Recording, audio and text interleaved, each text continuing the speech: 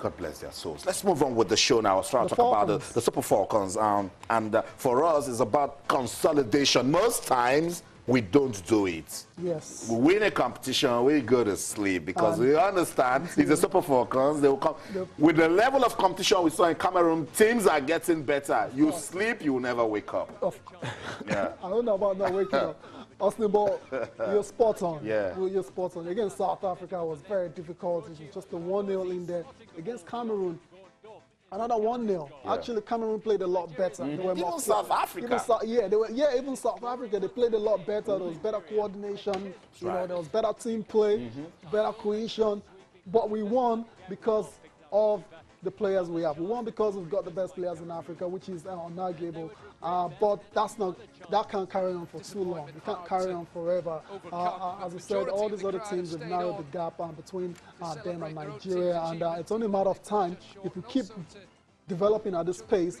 It's only a matter of time before the takeover. It's only a matter of time before they overhaul the Super Falcons in Africa. Yeah, because we can see the changes. Women's football is getting better. Not just the quality of play on the field. Tayo, spectators are beginning to love it. Yes. Just imagine if Cameroon had won. The president promised each player 24 million francs. That's about 20 million naira.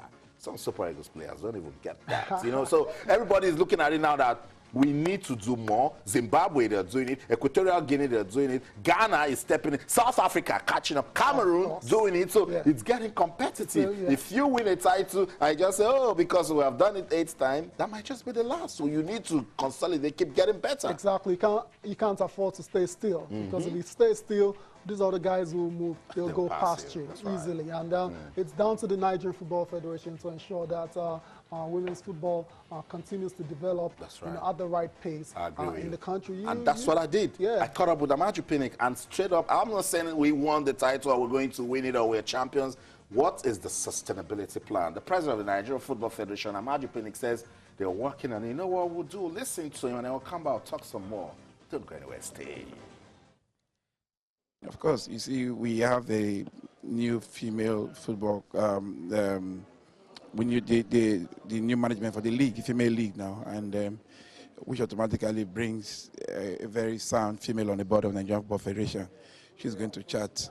It's not just a new course. She also consolidate on what we've been doing so far and come out with a definite plan. But indeed, our plan has always been sustainability, keeping them together, getting in touch, supervise them in their various clubs and everything. So they are very key. But the major challenge that we have indeed is the recession, which has crippled most of the activities of not just the Nigerian Football Federation, all sectors of the economy, which also include our sponsors.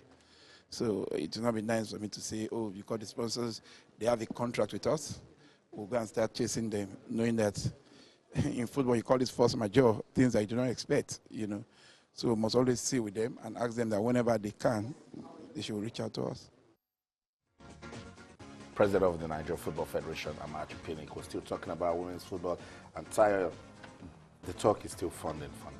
The funding is an issue. But we got to get it done. You have to get it right. When you're winning, look at ways you can squeeze something out of that brand. It's a brand. I mean, try to picture it, Tayo. The Super Falcons, they are so dominant in Africa. You want to tell me we can't squeeze something out of it that can keep sustainability plan? That's on the NFF. That's on NFF on the marketing department. But you know what it is in Nigeria right now. The recession. There's a ready-made excuse right now. But all about before, because this is not the first time. Yeah. So it's not as if it's this year alone. That's right. We've been having these issues over time. It's been recurring for a while now. But I want to believe, like you said, they're working on it.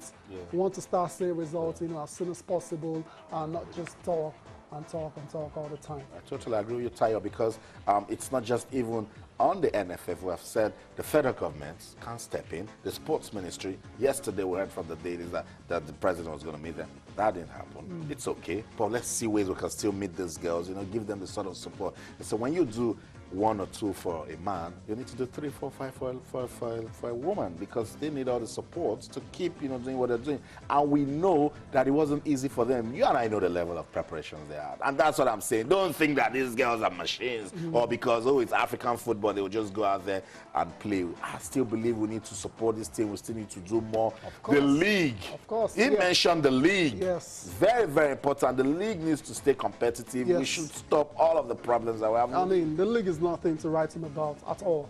But they've taken steps now because there's a committee in place. That's now. Right. Pumped in small money. Yeah, exactly. And the guys in the committee, we know the antecedents when it comes to women's football. So we're hoping something good comes out of that one. So the female league in the country can be something to be proud of really, really soon, because we don't want to go back to all them stories, Austin. Stories that you don't want to talk about. I know. Stories that are not good advertisements for women's football in Nigeria. Yeah. So we hope that comes to an end very soon. And what replaces it is a viable, let me use that word, viable women's league in Nigeria. I agree.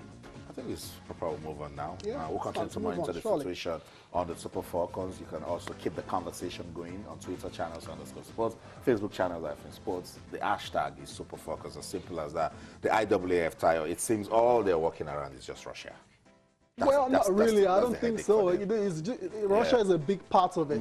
I think it's more. 2016 was just Russia. Yeah. Yeah. Remember there was the Lamin Diak issue. So it wasn't only. And Russia was tied to it. It was tied to it, right? Yeah, I get where you're coming from, but I think it's a lot more than the fight against doping. I think there's corruption as well involved as well too. It's been a very tough year for athletics, and IAAF President Sebastian Coe, has been speaking on the way forward for the body. Let's listen to him. Jackie, and the very good news today is that Chelsea remain at the top of the Premiership. Can I just simply say that this is a good and historic day for our sport. I'm incredibly proud of the decision that was taken this morning, both the endorsement for the work of the Council by the Congress, and let me immediately place on record my thanks to the reform team led by Maria. This work started effectively shortly after Christmas. It has been painstaking, it has been detailed, it has involved teams flying around the world consistently for the past 6 or 7 months. It has meant 6 visits to area associations, the continents, all within the last month or so. And it has also meant detailed consultation. And if you are leading a team and you're based in New Zealand, I don't need to tell you some of the complexities around time zones and sleep patterns. So I'm incredibly proud of the work the team has done. I think it is a ringing endorsement of our commitment to do things differently. And I'm delighted also to be joined by Olivier Gers tonight. And again, to thank the Congress for the trust that they have shown, both in the work we've done and the Council's resolve.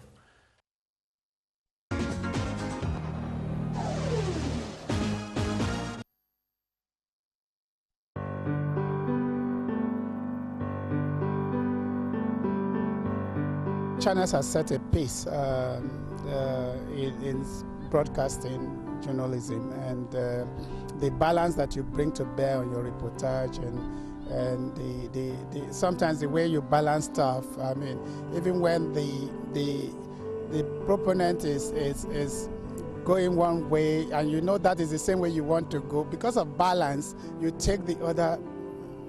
You play the devil's advocate and then balance it for the sake of viewers. I think that is tremendous professionalism that you bring to bear.